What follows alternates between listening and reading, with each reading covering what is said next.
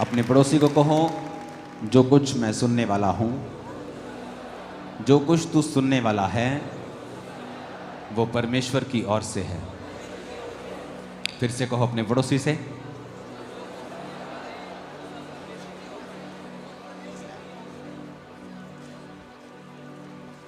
आमीन। रोमियो 10 उसकी 9 और 10 आयत को हम पढ़ेंगे। मेरी स्क्रीन पे हम उससे पहले ईस्वर्ड में पढ़ेंगे, उसके बाद हम एम्पलीफाइड में पढ़ेंगे। मैं चाहता हूं कि हम 2 वर्सेस, एक नए नियम से एक पुराने नियम से पढ़ें, और आपको बहुत ध्यान से, चाहे आप वॉलंटियर हैं, टीम हैं, बिलीवर हैं, आपको बड़े ध्यान से सुनना है जो मैं आज कह रहा हूं। क्योंकि अगर आप इसे नहीं सुनेंगे और नहीं समझेंगे, आप कंप्लेन करते रहेंगे परमेश्वर को। You will keep complaining continuously. आप लगातार प्रभु से ही करते रहेंगे कंप्लेन, और आप नोटिस करेंगे कि आपकी कंप्लेन करने के बावजूद भी आपकी लाइफ में कोई भी सुधार नहीं है, और आप लगातार कंप्लेंट करते जा रहे हैं, लेकिन फिर भी आपकी लाइफ में कुछ भी फर्क नहीं पड़ रहा है। तो ये वचन बड़े ध्यान से समझना है कि ऐसा क्यों है और मैं इसको कैसे चेंज कर सकता हूं, या अगर मुझे अपनी लाइफ को बदलना है तो मैं कैसे बदल सकता हूं। क्योंकि अब जो आपके हाथ में है वो इंपॉर्टेंट है। परमेश्वर ने जो कर दिया है वैसा कोई नहीं कर सकता, लेकिन जो उसने कर दिया है आपको अपनी लाइफ में देखने के लिए, कि अगर उसने कोड़े खा लिए हैं आपकी हीलिंग के लिए, आप अपनी बीमारी के लिए कंप्लेंट करते जा रहे हैं परमेश्वर को, और आप सुधार नहीं देख रहे हो, आप चंगे रहना चाहते हो, आप अच्छे व्यक्ति हो, आप पाप में भी नहीं हो, आप चाहते हो कि आप हील हो जाओ, बट आप हील नहीं हो रहे और आप कंप्लेंट करते जा रहे हो क्योंकि आपको सुधार नजर नहीं आ रहा। तो आज का वचन आपको बड़े ध्यान से समझना है कि कहां प्रॉब्लम है। तो एक वचन मैं आपको नया नियम से पढ़ाऊंगा, एक पुराने नियम से। पुराने से इसलिए कि आपको यह समझ आए कि परमेश्वर जो है वो सदा एक सा रहने वाला परमेश्वर है, वो बदलता नहीं है। वो नए नियम में अलग नहीं था या पुराने नियम में अलग नहीं था, वो एक सा ही परमेश्वर है, और उसके रूल्स, उसके वचन, उसका दिल हमेशा एक सा है। जीसस के आने से पहले वो कहता था दांत के बदले दांत, प्राण के बदले प्राण, क्योंकि अगर वो ऐसा ना कहता तो यहूदी कौम बचती नहीं। अगर यहूदी कौम बचती नहीं तो जीसस क्राइस्ट आते नहीं। उसके वंश को बचाने के लिए परमेश्वर ने कहा था दांत के बदले दांत, प्राण के बदले प्राण। इसलिए नहीं कि परमेश्वर बदला चाहता था, इसलिए कि परमेश्वर जीसस क्राइस्ट के वंश को बचा के रखना चाहते थे। और जब यीशु मसीह आ गए तो जीसस ने कहा तुमने सुना है कि दांत के बदले दांत और प्राण के बदले प्राण, लेकिन मैं तुमसे कहता हूं कि अब तुम अपने वैरी से प्रेम करो, और दांत के बदले दांत नहीं, प्राण के बदले प्राण नहीं। लोगों को लगा कि परमेश्वर अब नरम हो गया है, परमेश्वर अब ठंडा हो गया है, परमेश्वर अब और दयालु हो गया है, जबकि ऐसा नहीं है। परमेश्वर पहले से ही दयालु था और पहले से ही प्रेमी था, लेकिन जीसस क्राइस्ट का वंश बचा रहे, इसलिए वो लोग राजाओं के साथ लड़ते थे ताकि उनका वंश बचा रहे। इसलिए कि जब यीशु मसीह आए और पूरी दुनिया उसके द्वारा उद्धार पाए, ये योजना शैतान खराब ना कर सके। इसीलिए आज जब कलीसियाओं पर जुल्म होते हैं, विश्वासियों के ऊपर जुल्म होते हैं, वो डंडा, तलवारें और बंदूकें लेके लड़ते नहीं हैं, वो प्राण के बदले प्राण नहीं मांगते हैं, क्योंकि अब ये वचन पूरा होता है कि जीसस ने कहा अब तुम्हें ये करने की जरूरत नहीं, क्योंकि मैं आ चुका हूं। जब मैंने आ गया और अब मैं अपनी जान अपने लोगों के लिए दूंगा, अब आपके लिए ये जरूरी नहीं कि आप प्राण के बदले प्राण मांगें, अब मैं आपके लिए प्राण दे दूंगा। अब आपको दुश्मन को ब्लेस करना है, सताने वालों के लिए प्रार्थना करनी है। और अब रोमियो 10 उसकी 9 आयत को पहले हम पढ़ेंगे। उसमें लिखा है यदि तू अपने मुंह से, 1 2 3 मैं बोलूंगा, हम सब इकट्ठे पढ़ेंगे। चर्च में ये पढ़ना बड़ा जरूरी है। इसको स्क्रीन के ऊपर सिर्फ आयत को बड़ा कर दो अगर कर सकते हो तो। रोमियो 10 उसकी 9 आयत को पढ़ेंगे ऊंची ऊंची आवाज में, 1 2 3।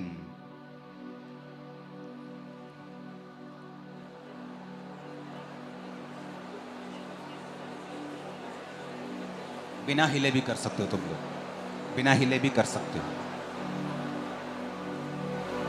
फिर से पढ़ेंगे 1 2 3। कि यदि तू अपने मुंह से यीशु को प्रभु जानकर अंगीकार करे और अपने मन से विश्वास करे कि परमेश्वर ने उसे मरे हुओं में से जिलाया, तो तू निश्चय उद्धार पाएगा। वेरी इंपॉर्टेंट, कितना सिंपल वर्ड है ये, वेरी सिंपल। लोग ऐसे ही पढ़ देते इसको। उसमें लिखा है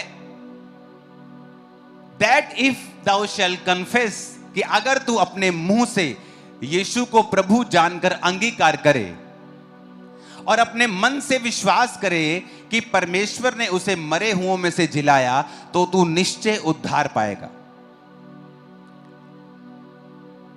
लिखा है thou shall be saved, तू निश्चय उद्धार पाएगा। यूनानी भाषा का 4982वां शब्द, इसको ओपन करेंगे। आपकी स्क्रीन पे है, जिसका मतलब है सोजो। अपने पड़ोसी को बोलो सोजो। इसका मतलब है to save, deliver, protect, heal, preserve, do well, be whole.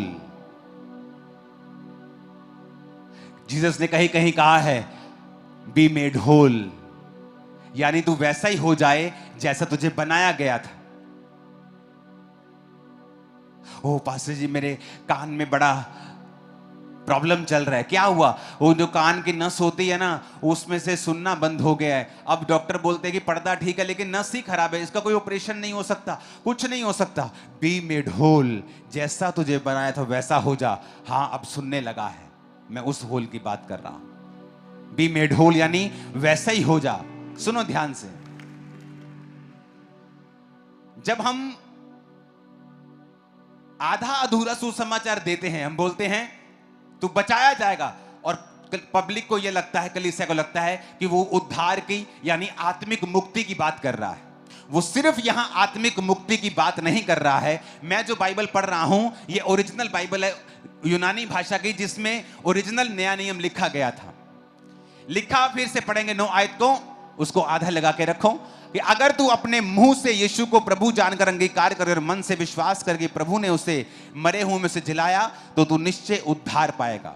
सोजो को लगाना यहां, उद्धार का, प्लीज स्लो,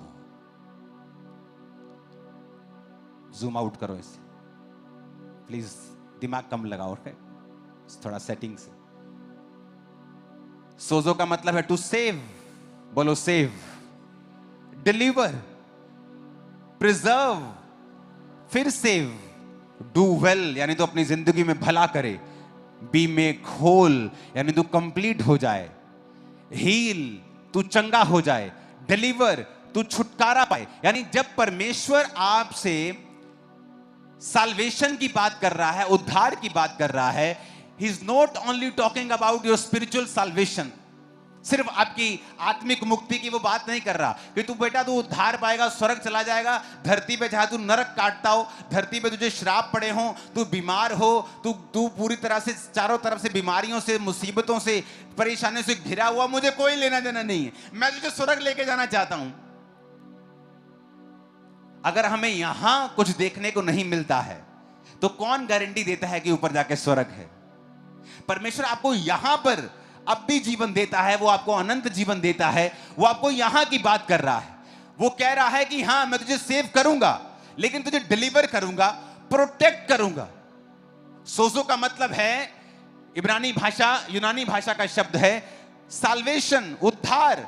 मैं तुझे प्रोटेक्ट करूंगा, मैं तुझे सुरक्षित करूंगा, मैं तुझे डिलीवर करूंगा, मैं तुझे चंगा करूंगा, तू अच्छा करेगा। Do well, you will do well in your business, तुम अपने बिजनेस में अच्छा करोगे, तुम अपने कैरियर में अच्छा करोगे।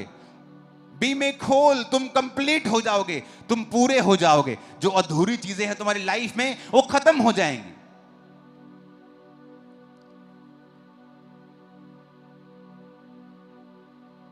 अब हम एम्पलीफाइड बाइबल पढ़ेंगे। इधर अगर तुम खोल सकते तो खोलना, वो रहने देना आधा उधर।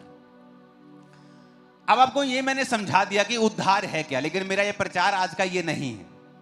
मैं वहां जाने की कोशिश कर रहा हूं जो प्रभु ने मुझे आप लोगों के लिए दिया है।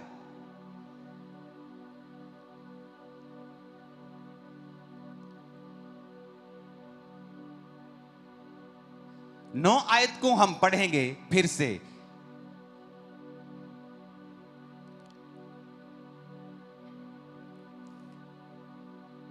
अब मैंने आपको यह समझा दिया कि सोजो यानी उद्धार का मतलब सिर्फ उद्धार नहीं है आत्मिक। उसका पहला मतलब है टू सेव यानी आत्मिक उद्धार।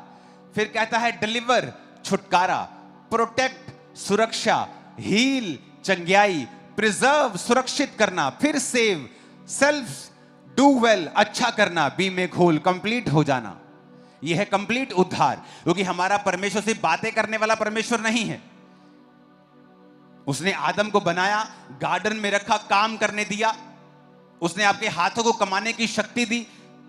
सब कुछ परमेश्वर का बनाया हुआ है, सिस्टम उसका बनाया हुआ है। तो वो चाहता है आपके बच्चे अच्छे हों, कंप्लीट हों, होल हों, प्रोटेक्ट रहें, सुरक्षित रहें। आपके बिजनेस, आपकी लाइफ, आपकी फैमिली, आपकी मेंटल लाइफ। लोग कहते हैं प्रभु का मेरी मेंटल लाइफ से क्या, प्रभु को कोई है कंसर्न? Very much concern. बहुत से लोगों को पेट की प्रॉब्लम्स होती हैं और उनकी दवाई हल नहीं कर सकती, क्योंकि डॉक्टर बोलते हैं आपके पेट की जो दिक्कत है वो स्ट्रेस से जुड़ी हुई है। अगर आपको चिंता है तो आपका पेट बीमार रहता है। और जीसस क्राइस्ट ने बाइबल में कितने सैकड़ों बार लिखा है, मत डर, यानी कोई स्ट्रेस ना ले क्योंकि मैं तेरे साथ हूं। क्यों लिखा उसने? ताकि तुम्हें कोई स्ट्रेस ना रहे कभी भी और तुम कभी बीमार ना पड़ो।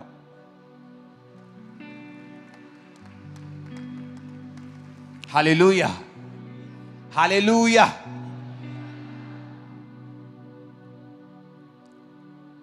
पिछले दिनों की स्टडी के दौरान मुझे मालूम हुआ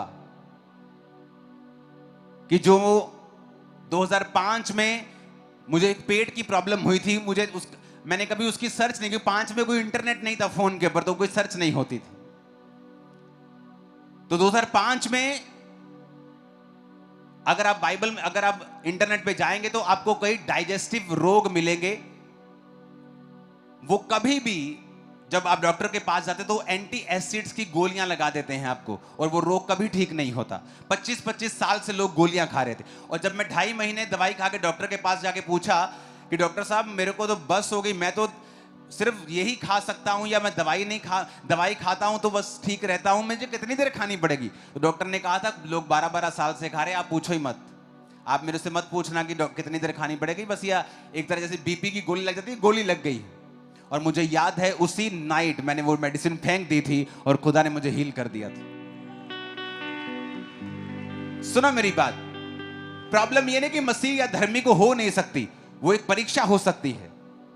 लेकिन मैं आपको ये सिखा रहा हूं कि परमेश्वर ने बाइबल में जो लिखा है वो सारा कुछ आपकी फिजिकल हेल्थ के लिए है, मेंटल हेल्थ के लिए है, फाइनेंशियल हेल्थ के लिए है, फैमिली हेल्थ के लिए है।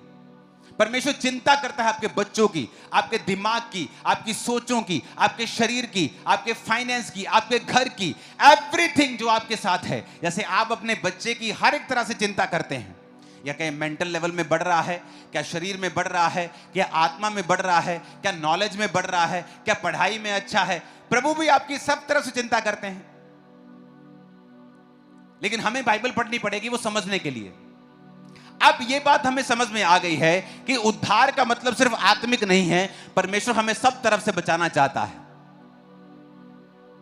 ओके, अब फिर से 9 आयत को पढ़ेंगे। लिखा, because if you acknowledge and confess with your mouth. अब हम यहां पर देखेंगे, यहां 3 चीजें हैं, अब ध्यान से समझना। पहली चीज है, पहले हम जाएंगे तीसरी चीज के ऊपर। ओके, कौन सी चीज की? बोलो अपने पड़ोसी को, तीसरी चीज के ऊपर जो है you will be saved. Okay, third हम देखेंगे रिजल्ट। रिजल्ट क्या है? परमेश्वर ने कहा यू will be saved. मतलब you will be healed, you will be preserved, make whole, you will be delivered, you will be protected. समझ आई कि नहीं आई? क्योंकि ये उद्धार का मतलब है। मैंने ओरिजिनल बाइबल खोल दी आपके सामने। तो रिजल्ट क्या है कि ये रिजल्ट है इस आयत का। करना क्या है? अब देखेंगे करना क्या है। पहला काम करना है, कहता इफ यू एक्नॉलेज, उस आयत को फिर से पढ़ेंगे हम, यदि तू मुंह से यीशु को प्रभु जानकर अंगीकार करे। आप पहले सोचेंगे फिर बोलेंगे, पहले दिमाग में आएगा फिर, समझ रहे मेरी बात के नहीं? तो दिमाग में इफ यू एक्नॉलेज, पहला काम विश्वास करना कि यीशु ही प्रभु है। एक्नॉलेज। दूसरा काम उसने कुछ कहा है, कहता and confess with your mouth. लोगों को लगता है कि विश्वास कर लिया ना मैंने अंदर, खत्म काम। काम खत्म नहीं हुआ। पहला काम है विश्वास करना, दूसरा काम है मुंह से बोलना। रिजल्ट आ जाएगा, तुम चंगे हो जाओगे, प्रिजर्व हो जाओगे, डू वेल, मेक होल। बड़े ध्यान से समझने की जरूरत है। अब प्रॉब्लम यह है कि जब लोग बीमार हैं, मान लो हम ये केस लेते हैं हील वाला, कि लोग बीमार हैं, ओके, क्या तुम प्रभु में विश्वास करते हो? हां। क्या तुम अंगीकार करते हो? हां, मैं यीशु को यीशु कहता हूं। नो नो नो, ये उसने फॉर्मूला दिया है। ये वचन फॉर्मूला है। रोमियो 10 उसकी 9 आयत एक फार्मूला है। फार्मूला क्या है? कि जो तुम्हें चाहिए उस पर विश्वास करना। अब आगे पढ़ो, ये देखो क्या लिखा है। Confess with your mouth that Jesus is Lord, recognising his power, authority and majesty as God. ये एम्प्लीफाइड बाइबल आपने अलग खोली है, मेरे पास अलग है, इसका अलग वर्जन है, जिसमें लिखा है, उस इंग्लिश के वर्ड को पढ़ेंगे हम, अधेयर टू, और उसे स्क्रीन पे दिखाएंगे। अब ध्यान से समझना। पहला काम कहता एक्नॉलेज। अपने पड़ोसी को बोलो, पहला काम है विश्वास करना। अब मैं एक वचन आपके लिए पढ़ूंगा, इब्रानिया 10 उसकी 23 आयत को पढ़ूंगा, स्क्रीन पे देखो। कहता आओ हम अपनी आशा के अंगीकार को दृढ़ता से थामे रहें। कहता आओ हम अपने आशा का अंगीकार, मेरी आशा। एक व्यक्ति बीमार है, वो आशा करता है चंगाई की। कहता आओ चंगाई की उस आशा के अंगीकार को, सिर्फ आशा को नहीं, दिमाग में सिर्फ विश्वास है और तुम चर्च आ रहे हो, कहता ये काम नहीं बनेगा तुम्हारा। कहता आशा के अंगीकार को दृढ़ता से थामना है। अंगीकार कैसे करोगे? जिस मुंह से तुम गालियां निकालते हो, पड़ोसी से लड़ते हो, चुगलियां करते हो, चिकड़ चिकड़ पै पै पै पै पै करते हो, कहता उस मुंह को मेरे अंगीकार के लिए अगर इस्तेमाल करोगे, हील भी हो जाओगे, डिलीवर भी हो जाओगे, डू वेल, मेक होल, तुम कंप्लीट भी हो जाओगे, सुरक्षित भी हो जाओगे। कहता आओ हम अपनी आशा के अंगीकार को दृढ़ता से थामे रहें। जीसस क्राइस्ट पहाड़ के एक पेड़ के पास के जाते हैं और पेड़ पे फल नहीं होता। यीशु कहते सूख जा, तेरा फल आज के बाद कोई ना खाए। शाम को जब सुबह को चेले वहां से आ रहे होते हैं तो कहते हैं प्रभु जिस पेड़ को तूने श्राप दिया वो सूख गया। प्रभु उनसे एक बात कहते हैं, मरकुस 11 उसकी 23 आयत। यीशु ने कहा मैं तुमसे कहता हूं जो कोई इस पहाड़ से कहे तू उखड़ जा और समुद्र में जा पड़, अपने मन में संदेह ना करे वरन प्रतीति करे कि जो कहता हूं हो जाएगा, वो उसके लिए वही होगा। फिर से पढ़ो इस आयत को, बोलो अपने पड़ोसी को कि जो कोई इस पहाड़ से कहे, पहाड़ को देखकर सोचे नहीं, उसे कहे। आज कलीसिया क्या करती है, जब बीमारी का पहाड़ उसके सामने आता है, ए डॉक्टर बोलता है ले तेरे को 3rd स्टेज कैंसर है, तेरे को ले, पहाड़ तेरे मोरे खड़ा कर दिया।